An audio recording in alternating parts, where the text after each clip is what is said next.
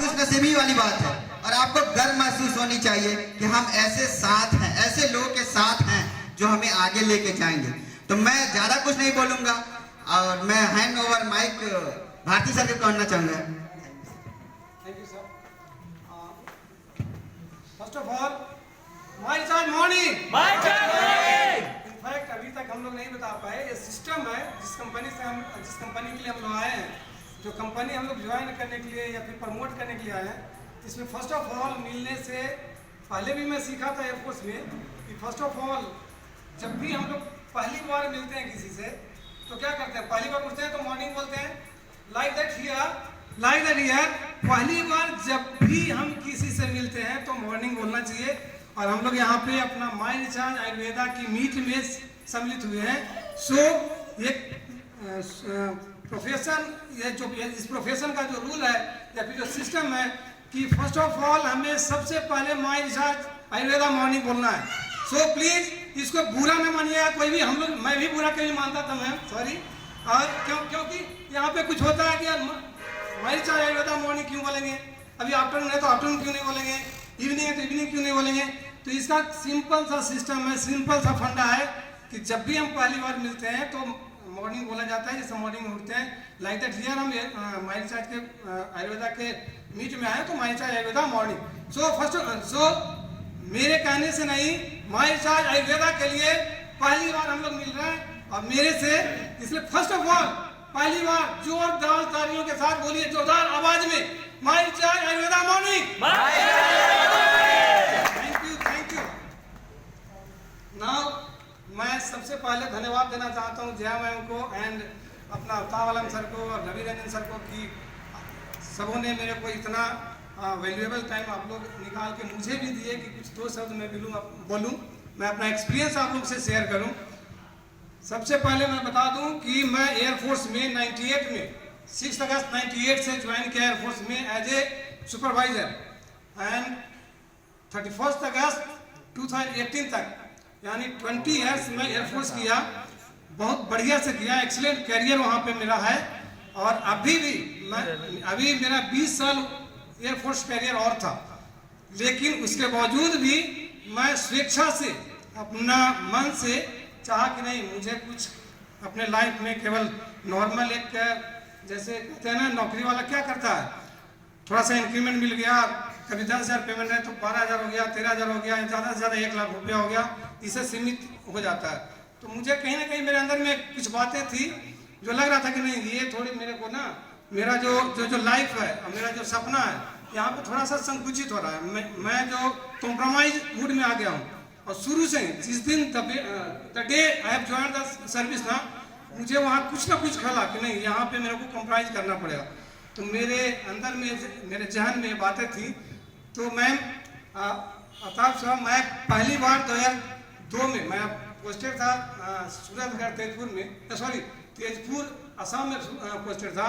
वहाँ भी मैं RCM ज्वाइन किया था मैं, लेकिन वहाँ पे एयरफोर्स में कुछ रिस्ट्रिक्शंस होता है, हर एक यूनिट में, अलग अलग यूनिट में मैं बहुत सारे ज्वाइन किया, लेकिन ड्यू टू रिस्ट्रिक्शंस मैं वहाँ पे अच्छे ढंग से इसको नहीं कर पाया। और जब अभी देखिए, आपको आश्चर्य होगा कि ये जो पैंडेमिक सिचुएशन है, इसमें मैक्सिमम लोगों की, मैक्सिमम जो इंडस्ट्री है उसका कंडीशन बहुत ही लो लेवल पे पहुँच रहा है। इवन अपना इंडिया का जो ग्रोथ है वो भी बहुत लो लेवल पे पहुँच रहा है। लेकिन मैं अपने आप को खुशनसीब मानता हूँ कि इस पैंडेमिक सिचुएशन में मैं घर पे रहने के कारण मैं ऑनलाइन कुछ चीज़ें देखता रहा और देखने के बावजूद डायरेक्ट सेलिंग मार्केट का स्टडी किया। और स्टडी करते हुए ऑनलाइन अपने हमारे एकदम बहुत ही डायनेमिक चेहरा, जो आप लोग शायद जानते होंगे, रवि राज सर, जो हमारे अपलाइन हैं, उनसे मैं मिला आकर के, ऑनलाइन फ़ोन निकाल करके और मिला। और मैं बोला, सर मुझे आप पूरे विस्तार से समझाइए इसका सिस्टम और इसका जो प्रेजेंटेशन है।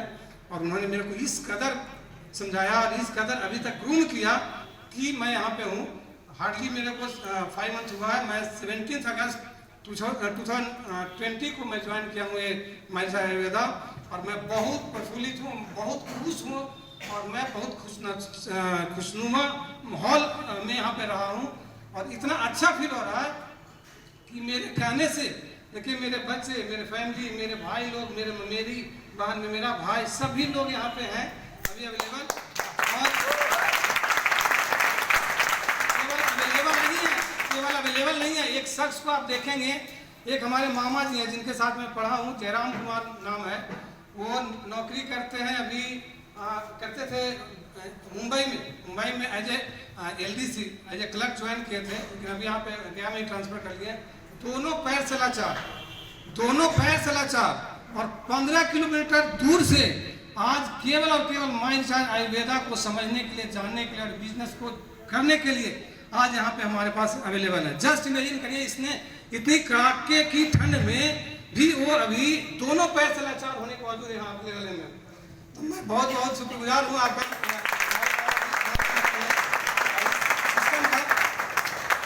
जैसा कि अभिनंदन सर ने मुझे मेरे बारे में बोला कि मैं 20 ईयर्स एयरफोर्स में नौकरी किया और यहाँ पे ज्वाइन किया। अब ज्वाइन करने का रीज़न सिंपल मैं अभी थोड़ा बता रहा था, इसका रीज़न यही रहा कि कॉम्प्रोमाइज मूड में कभी भी किसी को नहीं रहना चाहिए। किसी भी कॉम्प्रोमाइज मूड क्या होता है कि सपोज घर में कुछ ज़रूरत है, सपोज अभी मेरे को जाने की जरूरी है कहीं, सपोज हमें जाने की जरूरत है और मेरे पास पैसा नहीं है, या पैसा है तो मेरे को AC में नहीं जाना है, या फिर फ्लाइट से नहीं जाना है, तो फिर आपको जनरल कंपार्टमेंट में होकर जाना है, तो ये सब कॉम्प्रोमाइज़ कहा जाता है। जैसे अभी हम खाने की इच्छा है, सपोज रसगुल्ला खाने की इच्छा है और मेरे पास पैसा 100 रुपये नहीं है, या फिर 20 रुपये का रसगुल्ला मिलता है, 20 रुपये नहीं है, मेरे पास 5 रुपये है, तो 5 रुपये में हमें खाना पड़ेगा, जो भी खाएंगे, इसी को कॉम्प्रोमाइज़ करते हैं। तो सर्विस जो होती है ना, सर्विस बहुत अच्छी है। जैसा कि आप लोग जानते हैं, एयरफोर्स की नौकरी बहुत ही शानदार नौकरी है। मुझे बचपन में बोला जाता था, मैं बहुत गरीब परिवार से बिलोंग करता हूँ, बचपन में बोला जाता था, मेरे मामा जी MSc थे, वो बोलते थे कि बेटा एयरफोर्स में साधारण बच्चा नहीं होता, साधारण घर का लड़का नहीं होता। मैं उनको एक रिप्लाई दिया था कि मामा कोई बात नहीं, एग्जाम देने दीजिए, मुझे एग्जाम दे देता हूँ।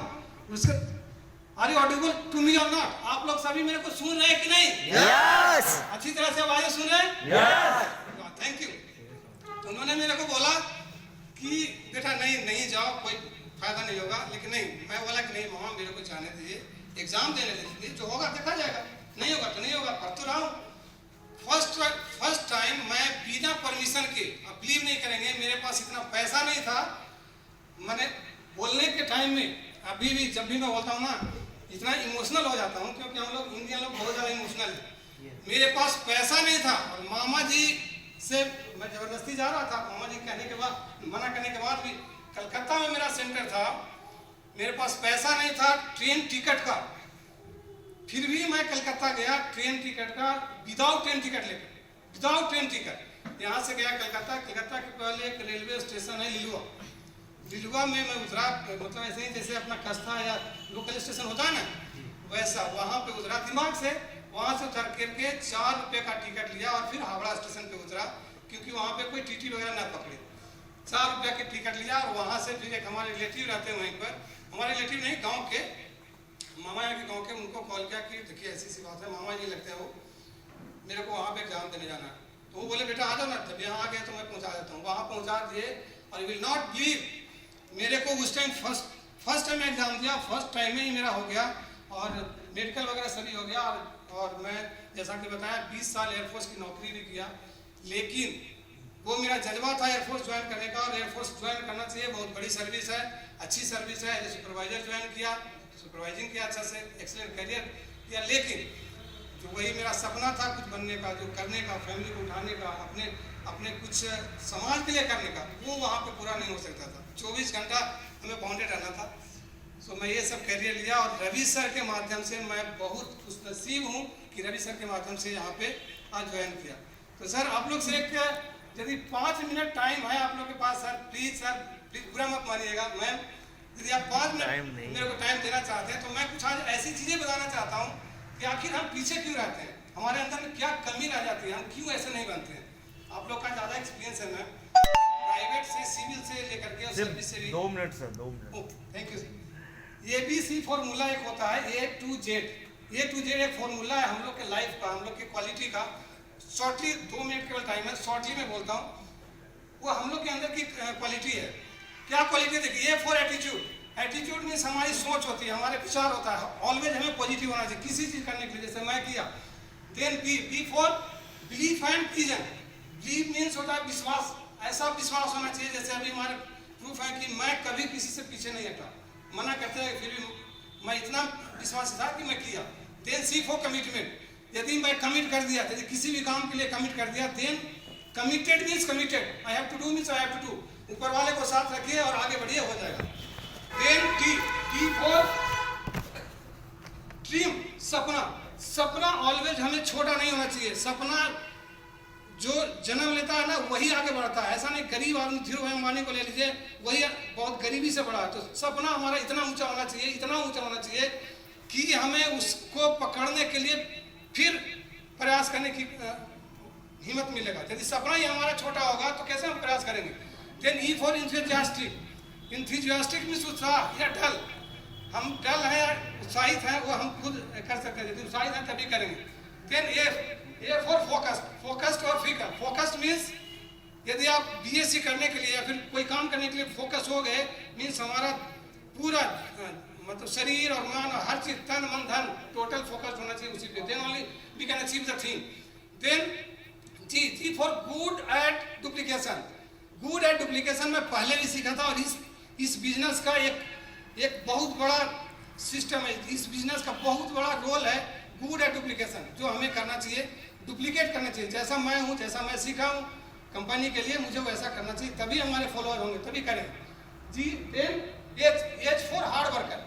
हार्ड वर्क के अलावा हम कुछ भी नहीं अचीव कर सकते हैं, कहीं भी नहीं। ऐसा नहीं कि यहाँ पे लड्डू बट रहा है कि आ जाएंगे और हम खा के चले जाएंगे और सब हमारा काम हो जाए, कभी भी ऐसा नहीं हो सकता। Then I for integrity.